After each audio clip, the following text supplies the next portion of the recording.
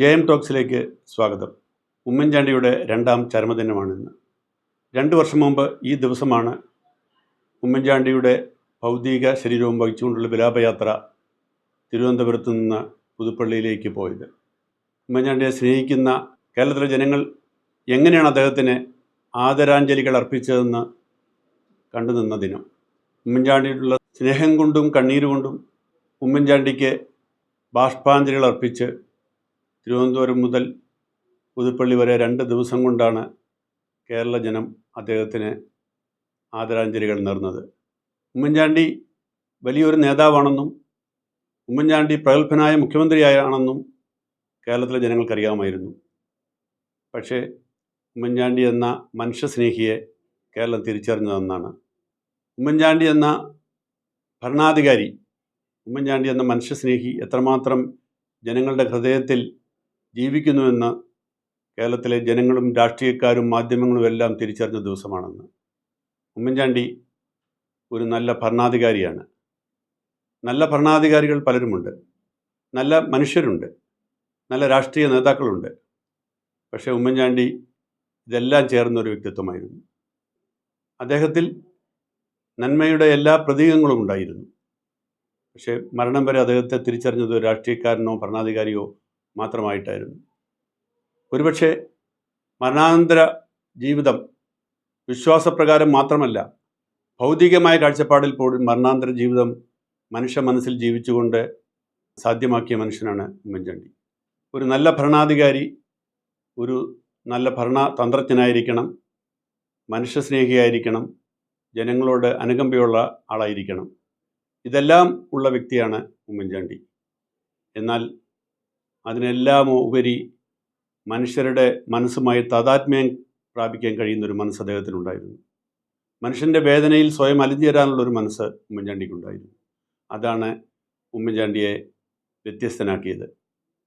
ഉമ്മൻചാണ്ടിയുടെ ഭരണതന്ത്രജ്ഞതയെക്കുറിച്ചും ഉമ്മൻചാണ്ടിയുടെ ജനങ്ങളോടുള്ള സമീപനത്തെക്കുറിച്ചും ഉമ്മൻചാണ്ടിയുടെ സ്നേഹവായ്പിനെക്കുറിച്ചും ജനങ്ങൾക്ക് പണ്ടേ ബോധ്യമുണ്ട്. ജനങ്ങളുടെ ഇടയിൽ ജീവിച്ചുകൊണ്ട് അവരുടെ പ്രശ്നങ്ങൾ കേൾക്കുകയും അതിന് പരിഹാരം കണ്ടെത്തുകയും ചെയ്യുന്നതിൽ മാത്രം സന്തോഷം കണ്ടെത്തിയ ഒരു നേതാവായിരുന്നു ഉമ്മൻചാണ്ടി.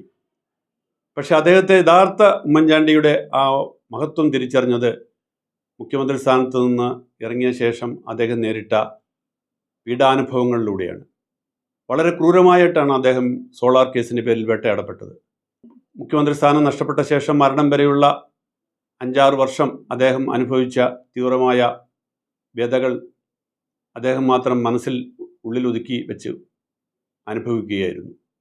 അദ്ദേഹത്തിൻ്റെ നിരപരാധിത്വം തെളിയിക്കാൻ അദ്ദേഹം അവസാനം വരെ നിശബ്ദമായി കാത്തിരുന്നു. അദ്ദേഹത്തെ കുറ്റപ്പെടുത്തുന്നവർ പോലും അറിഞ്ഞില്ല സ്വന്തം മന്ത്രിസഭയിലെ ഒരു സഹപ്രവർത്തകൻ്റെ കുടുംബ ഭദ്രത സൂക്ഷിക്കാൻ വേണ്ടി അദ്ദേഹം ഒരു രഹസ്യം സൂക്ഷിക്കുകയായിരുന്നു എന്നുള്ളത്. പക്ഷേ ഒടുവിൽ അതെല്ലാം ലോകമറിഞ്ഞപ്പോഴേക്ക് അദ്ദേഹം കുറ്റവിമുക്തനാക്കി അദ്ദേഹം അഗ്നിശുദ്ധി വരുത്തി പുറത്തു വന്നപ്പോഴേക്ക് ലോകത്തിൽ നിന്ന് അദ്ദേഹം യാത്രയായി കഴിഞ്ഞിരുന്നു. 30-35 വർഷം ഉമ്മൻചാണ്ടിയെ അടുത്തും അകന്നു നിന്ന് ഒരു പത്രപ്രവർത്തകൻ എന്ന നിലയിൽ ഞാൻ കണ്ടിട്ടുണ്ട്. അദ്ദേഹത്തിൻ്റെ സ്വഭാവത്തിൻ്റെ എല്ലാ സവിശേഷതകളും ഞാൻ തിരിച്ചറിഞ്ഞിട്ടുണ്ട്. പലപ്പോഴും പല കാര്യങ്ങൾക്കും പല പാവപ്പെട്ടവരും ജീവിതത്തിൽ പ്രശ്നങ്ങൾ അനുഭവിക്കുന്നവരുമായ ആളുകളെ അദ്ദേഹത്തിന് മുന്നിലേക്ക് ഞാൻ എത്തിച്ചിട്ടുണ്ട്. മുഖ്യമന്ത്രി ആയിരുന്ന സമയത്തെ ഒരു സംഭവം മാത്രം ഞാനിപ്പോൾ അനുസ്മരിക്കുകയാണ്. മലപ്പുറത്ത് നിന്നൊരു കത്ത് മലയാള മനോരമയിൽ എത്തുന്നു. ആ കത്ത് അവരുടെ ജീവിത പ്രശ്നങ്ങൾ, അവർക്ക് അവരുടെ 4 സെൻറ്റ് ഭൂമിക്ക് പട്ടയം കിട്ടാനുള്ള ബുദ്ധിമുട്ട് കാരണം അവർ അനുഭവിക്കുന്ന സങ്കടങ്ങളെക്കുറിച്ചുള്ള ഒരു വിധവയുടെ രോദനമായിരുന്നു ആ കത്ത്. ആ കത്ത് മനോരമയുടെ ചീഫ് എഡിറ്റർ ശ്രീ മാമൻ മാത്യു തിരുവനന്തപുരത്തുള്ള എൻ്റെ പേർക്ക് അയച്ചു തന്നു. ഇതിനെന്തെങ്കിലും പരിഹാരം കാണാൻ പറ്റുമോ എന്ന് മുഖ്യമന്ത്രിയോട് ചോദിക്കണമെന്ന് പറഞ്ഞു. ഞാൻ ആ കത്തുമായി ഒരു ദിവസം വൈകുന്നേരം മുഖ്യമന്ത്രിയുടെ ക്ലിഫ് ഹൗസിലെ വീട്ടിലെത്തി. എൻ്റെ ഡ്യൂട്ടി കഴിഞ്ഞ് രാത്രി 10 മണിക്കാണ് ഞാൻ എത്തുന്നത്. അപ്പോഴും അദ്ദേഹം ഫയൽ നോക്കിക്കൊണ്ടിരിക്കുകയാണ് അവിടെ. ഞാൻ അദ്ദേഹത്തിൻ്റെ കയ്യിൽ കത്ത് കൊടുത്തു. അദ്ദേഹം അതേ മേടിച്ചു. ഞാൻ തിരിച്ചു പോന്നു. ഒരാഴ്ച കഴിഞ്ഞ് എനിക്കൊരു ഫോൺ കോള് മുഖ്യമന്ത്രിയുടെ ഓഫീസിൽ നിന്ന്. നിങ്ങൾ അയച്ചു തന്ന കത്തിൽ പറഞ്ഞിരുന്ന സ്ത്രീയെ ബന്ധപ്പെടാൻ ശ്രമിച്ചു, പക്ഷേ മലപ്പുറത്ത് അങ്ങൻ്റെ ആളില്ല. അവരിപ്പോൾ ആലപ്പുഴയാണെന്ന് മനസ്സിലാക്കി ഞങ്ങൾ ആലപ്പുഴ കളക്ടറോട് അവരെ കണ്ടുപിടിക്കാനായിട്ട് ആവശ്യപ്പെട്ടിരിക്കുകയാണെന്ന് പറഞ്ഞു. വീണ്ടും ഏതാനും ദിവസം കഴിഞ്ഞപ്പോൾ ഒരു ഫോൺ കോൾ കൂടി എനിക്ക് ലഭിച്ചു. നിങ്ങൾ നൽകിയ കത്ത് പ്രകാരമുള്ള സ്ത്രീയെ കണ്ടെത്തി അവരുടെ ഭൂമിയുടെ പട്ടയം നൽകാനുള്ള ഏർപ്പാടുകൾ ചെയ്തു. ഞാൻ അത്ഭുതപ്പെട്ടു പോയി. ഇത്ര പെട്ടെന്ന് ഇങ്ങനൊരു നടപടി ഞാൻ ഒരിക്കലും പ്രതീക്ഷിച്ചില്ല. ഈ കത്ത് കൊടുത്ത വിവരം തന്നെ ഞാൻ മറന്നുപോയി കഴിഞ്ഞിരുന്നു. ഞാൻ ഉമ്മൻചാണ്ടിയുടെ അടുത്ത് ഇതിന് നന്ദി പറയാൻ വേണ്ടി പോയി. ഞാൻ അറിയുന്ന സ്ത്രീയല്ല, മനോരമയും അറിയുന്ന സ്ത്രീയല്ല, ഇതൊരു വാർത്തയാക്കാൻ വേണ്ടി ഉള്ള കാര്യവുമില്ല. എങ്കിൽ പോലും ഞാൻ അദ്ദേഹത്തെ കണ്ട് നന്ദി പറയാൻ ചെന്നപ്പോൾ അദ്ദേഹം എന്നോട് പറഞ്ഞത്, ഇത് ജോൺ തന്നതുകൊണ്ട് ഞാൻ ചെയ്തു എന്ന് കരുതണ്ട, ആര് തന്നാലും ഞാൻ ഇങ്ങനെ തന്നെയാണ് ചെയ്യുക. ഇത് ഒരു ജീവിതമെങ്കിൽ ഒരു ജീവിതം, ആ ജീവിതം അനുഭവിക്കുന്ന ബുദ്ധിമുട്ടുകൾ നിയമക്കുരുക്കിലോ അല്ലെങ്കിൽ ചുവപ്പുനാടയിലോ കുരുങ്ങി കിടക്കരുതെന്നുള്ളതാണ് എൻ്റെ ജീവിത അഭിലാഷം.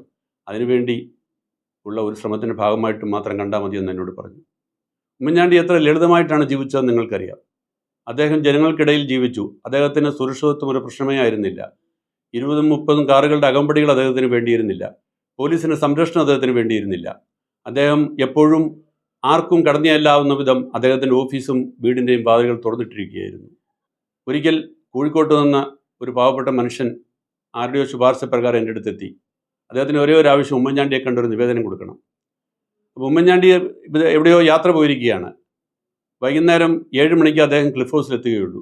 ഞാൻ അദ്ദേഹത്തോട് പറഞ്ഞു, അദ്ദേഹത്തിന് അന്ന് വൈകുന്നേരം 9 മണിയുടെ ട്രെയിനിന് തിരിച്ച് കോഴിക്കോട്ട് പോകണം. ഒരു ദിവസം ഹോട്ടലിൽ മുറിയെടുത്ത് താമസിക്കാനുള്ള പൈസയൊന്നും ഇടയിലില്ല. ഞാൻ പറഞ്ഞു, 7 മണിക്ക് ക്ലിഫ് ഹൗസിൽ പോയി നിൽക്കുക, അദ്ദേഹം വന്നാൽ ഉടൻ എന്നെ വിളിച്ച് പറയുക, ഞാൻ ഉടനെ കാണാനുള്ള ഏർപ്പാട് ചെയ്യാമെന്ന് പറഞ്ഞു. അദ്ദേഹം എന്നെ വിളിച്ച് പറഞ്ഞു 7 മണി കഴിഞ്ഞപ്പോൾ. ഞാൻ ഓഫീസിൽ ഇരുന്നുകൊണ്ട് ക്ലിഫ് ഹൗസിലേക്ക് ഫോൺ ചെയ്തു. 1 തവണ ഫോൺ ചെയ്തു, 2 തവണ ഫോൺ ചെയ്തു, 3 തവണ ഫോൺ ചെയ്തു. ആരും ഫോൺ എടുക്കുന്നില്ല. സാധാരണ ക്ലിഫ് ഹൗസിൽ അങ്ങനെ സംഭവിക്കാറില്ല. 4ാമത് ഫോൺ ചെയ്തപ്പോൾ ഒരാൾ ഫോൺ എടുത്തു. എൻ്റെ ഒരു അപ്പോഴത്തെ പെട്ടെന്നുണ്ടായ ഒരു ക്ഷോഭം കൊണ്ട് ഞാൻ ചോദിച്ചു, ഇതെന്താ മുഖ്യമന്ത്രിയുടെ ഓഫീസിൽ ആരും ഫോൺ എടുക്കാനില്ലേ എന്ന് ചോദിച്ചു. അപ്പോൾ ഇങ്ങോട്ട് വളരെ ശാന്തമായ ഒരു മറുപടിയായിരുന്നു, അയ്യോ ഞാൻ കേട്ടില്ല, അതുകൊണ്ടാണ്. ആ ശബ്ദം ഞാൻ തിരിച്ചറിഞ്ഞത് ഉമ്മൻചാണ്ടിയുടെ ശബ്ദമായിരുന്നു. ഞാനാകെ വല്ലാണ്ടായി. മുഖ്യമന്ത്രിയോടാണല്ലോ ഞാൻ ഇങ്ങനെ ക്ഷുഭിതനായി സംസാരിച്ചതെന്ന് ഞാൻ പറഞ്ഞു. ഞാൻ മനസ്സിലാക്കിയില്ല, ഞാൻ വിചാരിച്ചു അവിടെയുള്ള ഏതെങ്കിലും ക്ലാർക്കായിരിക്കും ഫോൺ എടുത്തതെന്ന്. അദ്ദേഹം പറഞ്ഞു, ഇവിടെയുള്ള സ്റ്റാഫ് ഭക്ഷണം കഴിക്കാൻ പോയിരിക്കുകയാണ്, അതുകൊണ്ടാണ് ഞാൻ ഫോൺ എടുത്തത്. നമുക്കറിയാം, ഉമ്മൻചാണ്ടി എപ്പോഴും സ്വന്തമായി ഫോൺ എടുക്കുന്ന വ്യക്തിയാണ്. മുഖ്യമന്ത്രി ആയിരുന്നപ്പോഴും അദ്ദേഹം സ്വന്തമായി ഫോൺ എടുക്കുകയും സാധാരണ ജനങ്ങളുമായിട്ട് സംസാരിക്കുകയും ചെയ്യുന്ന വ്യക്തിയാണ്. ഞാൻ അദ്ദേഹത്തോട് സോറി പറഞ്ഞപ്പോൾ അദ്ദേഹം പറഞ്ഞു, ഇതിനെന്തിനാണ് സോറി പറയുന്നത്, അത് സാരമില്ല എന്നുള്ള മട്ടിൽ അദ്ദേഹം അന്ന് പറഞ്ഞു. ഞാൻ പറഞ്ഞ ആളെ അദ്ദേഹം എത്രയും വേഗം വിളിച്ച് കാണുകയും അദ്ദേഹം അന്ന് രാത്രി തന്നെ കാര്യം സാധിച്ച് കോഴിക്കോട്ടേക്ക് മടങ്ങുകയും ചെയ്തു. ഇങ്ങനെ എത്രയെത്ര കഥകൾ എത്രയോ പേര് എഴുതുന്നു. ഉമ്മൻചാണ്ടി എന്ന വ്യക്തിയുടെ ജീവചരിത്രം അദ്ദേഹം തന്നെ അദ്ദേഹത്തിൻ്റെ ആത്മകഥ എഴുതിയിട്ടുണ്ട്. അദ്ദേഹവുമായി ബന്ധപ്പെട്ട എത്രയോ സംഭവങ്ങൾ കുഞ്ഞു കുഞ്ഞു കഥകളായി ഇറങ്ങിയിട്ടുണ്ട്. ഏറ്റവും ഒടുവിൽ അദ്ദേഹത്തിൻ്റെ ഭരണതന്ത്രജ്ഞതയെക്കുറിച്ച് IIM-ലെ ഒരു പ്രൊഫസർ അക്കാദമിക് തലത്തിൽ ഒരു പുസ്തകം എഴുതിക്കൊണ്ടിരിക്കുന്നു. ഒരു മാനേജ്മെൻറ്റ് സ്കൂളിലും പഠിച്ചിട്ടില്ലാത്ത ഉമ്മൻചാണ്ടി എങ്ങനെ ഭരണം നിർവഹിച്ചു, അദ്ദേഹത്തിൻ്റെ ഭരണതന്ത്രജ്ഞത എന്താണ് എന്നുള്ളതിനെക്കുറിച്ച് അക്കാദമിക് തലത്തിൽ വിലയിരുത്തി കുട്ടികൾക്ക് പഠിക്കാൻ വേണ്ടി ഒരു പുസ്തകം തയ്യാറാക്കുകയാണ് IIM-ൻ്റെ ഒരു പ്രൊഫസർ. ഉമ്മൻചാണ്ടി ഇനിയും ജനമനസ്സിൽ ജീവിക്കും. ഉമ്മൻചാണ്ടി എന്ന രാഷ്ട്രീയ നേതാവായിട്ടോ ഉമ്മൻചാണ്ടി എന്ന മുഖ്യമന്ത്രിയായിട്ടായിരിക്കില്ല, ഉമ്മൻചാണ്ടി എന്ന മനുഷ്യസ്നേഹിയായിട്ട്, ഉമ്മൻചാണ്ടി എന്ന ദീനാനുകമ്പയുടെയും സ്നേഹത്തിൻ്റെയും പ്രതീകമായിട്ട്.